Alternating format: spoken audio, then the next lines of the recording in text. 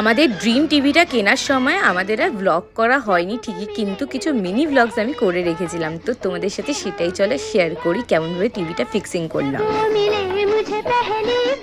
আমরা কিনলাম Sony Bravia 2 আর এটার প্রাইস পড়েছিল 38,000। আর এটা আমাদের হোম ডেলিভারি দেওয়ার পরে আমাদের সোনি থেকে লোক এসেছিল ফিক্সিং করতে।